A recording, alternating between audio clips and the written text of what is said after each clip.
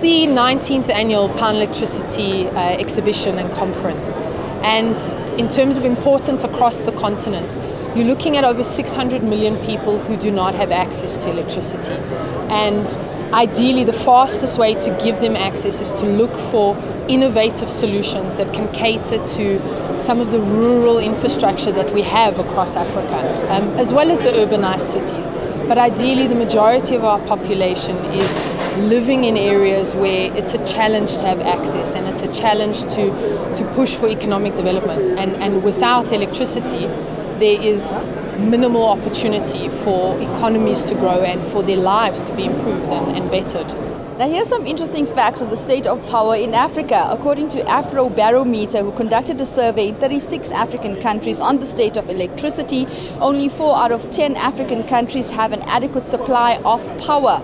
North African countries and Mauritius are the exception. In most African countries, the power grid only reaches a fraction of the population. And in countries where there is an extensive power grid, it is usually undermined by inadequate supply and poor service.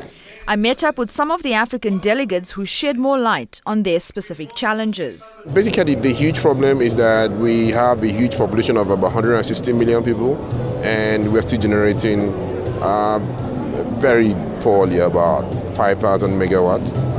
If you compare that with a country like South Africa, with a population of about 50 million and generating about 45,000 megawatts, you see there's a huge gap. And some will say, but you have a lot of natural gas and all the resources. Why the gap? So that's the challenge, and that's what we've been trying to build over successive governments. Now we have in place, a reform was put in place 5 years ago, and we're working through that. For private consumers, the platform here is also a great way of learning more about trends in renewable energy.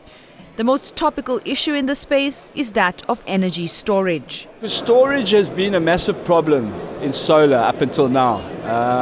You're spending in excess of 200,000 Rand on a solar powered system for your home, and you're getting a maximum of 2-year guarantee on your batteries, which is the most expensive commodity of the entire solution. So I think the biggest game changer is the longevity, the guarantees, and obviously the cycle life, the amount of time, and also the way it's packaged as well is also beautiful. It's actually making solar sexy, I guess. Besides revealing the latest products, opportunities and trends, there are also high-level discussions taking place with keynote speakers from across Africa.